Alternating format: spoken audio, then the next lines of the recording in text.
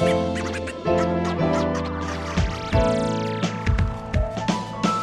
to the Voice Coach Podcast, here for all your speaking voice training and guidance. My name is Nick Redman, and I am offering you all sorts of nuggets of wisdom on how to keep your voice in good working order and a true representation of who you are. So if you're a podcaster, presenter, actor, speaker, or voiceover artist, or a general voice geek, you're in good hands. Shall we get started? Hello. Gosh, that was a big gloop in my bottle. Listen, this episode comes with a trigger warning. Mouth noises, that's what it's about, my dear. As a little example, oh God, it goes right through me. This episode may set off your misophonia if you have an issue listening to mouth noises. You have been warned.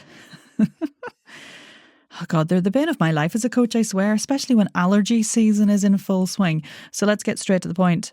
Here are all the tips I can possibly think of that are useful about mouth noises. Insights into mouth noises, the sorts of mouth noises you get, how you can try and combat them.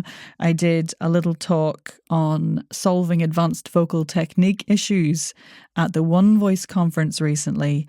And one of the main things that comes up in questions and in workshop situations is, good Lord, help me with my mouth noises. So here's my take on it. Let's discuss what mouth noises you can get and the sorts of things that happen in that mouth or oral space in terms of noisage. So we can get saliva clicks. I will stop doing that, I promise. It's making me more mouth noisy, weirdly. So saliva clicks. Sorry, focus, Nicola. Nasal farts. So sometimes when your nose seems to do a little explosion. It's really hard to demonstrate that one, actually. And behavioural lip and tongue smacks. So that's the one where you might feel the lips coming together and the tongue licking the lips. I can't even go through with doing it deliberately anymore. It's funny, isn't it, how some noises just make us feel weird? Let's deal with the behavioural stuff first, because some of this is behavioural and that's something we can reflect on. If it's your lips smacking together, then just make sure you're breathing through your mouth rather than closing your mouth and breathing through your nose, for starters. If you need to nose breathe when recording, then bam those lips up, my friend. Get that Vaseline out and shove it on, and make sure you're not closing the lips too firmly either. Keep it gentle, but mouth breathing really is the way forward for speech. It's how we mostly communicate anyway. We breathe through our mouth when we talk, for the most part. No one has time to stop and listen to you. Gently and dramatically breathing in through your nose. Just finish your sentence, you know what I mean? If it's the tongue licking lips sort of a habit, then become aware of it and, just stop it. That's all I can say about that, really. Perhaps replace the habit with another habit. Work out why you feel the need to slow down your speech or your thought process by licking the lips. And that's what it is, unconsciously or consciously. It's about slowing things down. Now, is it literally to give you thinking time? Or is it because your lips are actually dry? In which case, I'm going to say it again, #BAM up. If it's because you need time to think or to process what you're going to say next, then fill that time with something else. And I might suggest an out breath instead, because if you are a lip licker, and that's the tongue twister of this episode, lip licker. If you are a lip licker, you'll probably be holding the breath when you lick your lips in that instance anyway. Just try it now. So like chatty, stopping to lick my lips.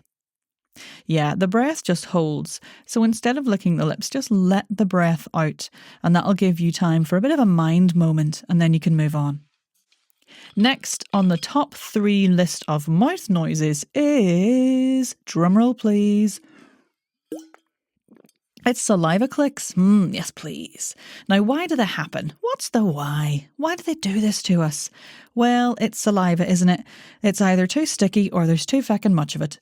Let's start with why your saliva might be too sticky. Can you guess what I'm going to say here? It's probably hydration not being up to scratch. And this can be for a few reasons. So firstly, obviously, is lack of fluids or a diet that isn't high enough in good old fruit and veg. The other thing that can affect hydration is medication. So are you on anything that has a dry mouth side effect or can affect the mucus or the fluids in the body? And the third thing is allergies, seasonal or food related. So really what we've got to do is thin out the mucus. How do you do that though, Nick? Hydration. So check in on that. What are you drinking and when? It doesn't really matter as long as it's wet. I promise, well, apart from booze.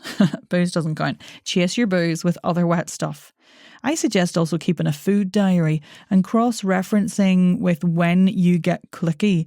That way you can work out if it is food related, like milk or dairy or caffeine or whatever it is. We're all different. And then also if you're on medication, just check the side effects and adjust your fluid intake accordingly, in line with medical advice, of course. Some people like eating green apples or using mouth sprays and stuff. I've never tried them, so I can't profess to know, but I know that I'm not a fan of casually munching on green apples over a long period in the booth. That's not good for my wee teeth. I do really find using a nebulizer like a vocal mist can help thin out the mucus in the mouth as well, as does steam, So if you've got a good old-fashioned steamer or head over a bowl with a towel, that's worth exploring too. Just please don't put any menthol in that water. All right, what if there's too much saliva? Well, again, start with a wee diary. Why is it happening? Can you find a cause related to food, your environment, your health? And then start to notice the words and phrases that you get those little bubbles of saliva caught in, because that's what people say. They say that sometimes when they make a particular sound, it feels like they've got a wee bubble of saliva stuck underneath their top lip or down the side of their cheek or something. So just notice the words and the phrases that those happen on and work through some articulation drills to hone the sound formation process. Because this really is a behavioural change as well. But for some, it's the only way. But it can be done. It just takes a bit of time. And it might be worth revisiting the episode that I do where I take everybody on a little tour around the Articulators, which is episode number... Let me check for you. It's number 33. Getting to know your articulators and how they make sounds. So that's worth revisiting if you feel like there's a behavioural change that needs to happen. And finally, it's the nasal fart. You heard me. You know that weird sound you get at the back of your nose sometimes, like a click or a pop or a wee grunt? Tends to happen after or before nasal consonants like n, m, and ng, or on the velar consonants k and g, because that's where sometimes the soft palate and the tongue have to come together and issues happen with that soft palate popping back up and down. And yeah, in my community, my wonderfully weird and honest community, we call them nasal farts. I'd love to know if there's an official name for them. No, nasal farts is fine. Put that on a mug. They happen for a couple of reasons, and we discussed them in an episode of the VoiceOver Social podcast a few years ago, which is the other award-winning podcast I make. It's no big deal. But for now, here are the top reasons why it happens and what you can do. So, reason one is... yes, you guessed it. Top of the class. Hydration. Like if your mucus and saliva in your mouth is all sticky, then when the tongue and the soft palate come together for those sounds I mentioned earlier, so k, g, or the soft palate drops down to make a n or an then they're going to get a bit stuck together if you've got sticky saliva. Or the soft palate is going to get stuck up to the roof of the back of the oral cavity. And then when the next sound comes, it sort of has to explode that area open a bit more vigorously than it needs to.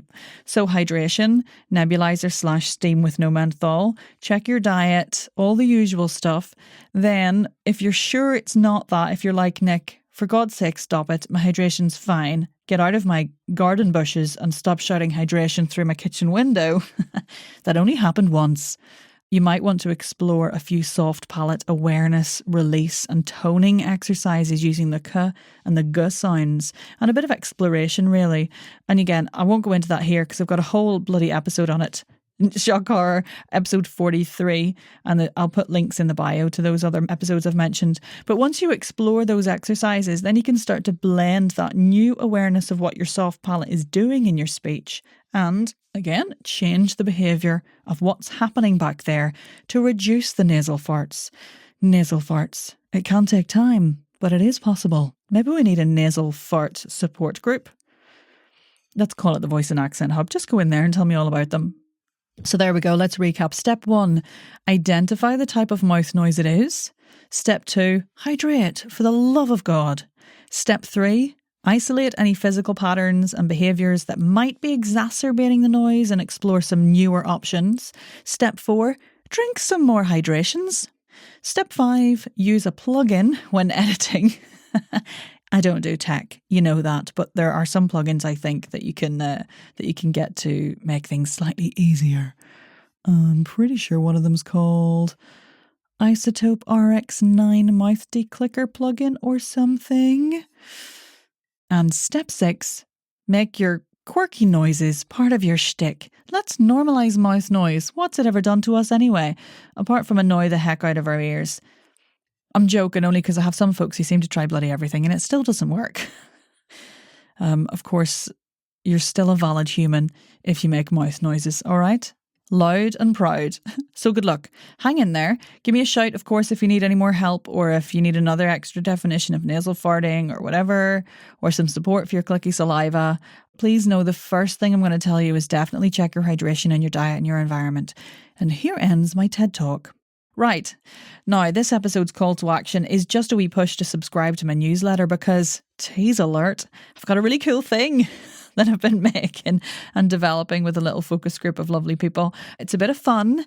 It'll really help you shuffle things around in your warm-up.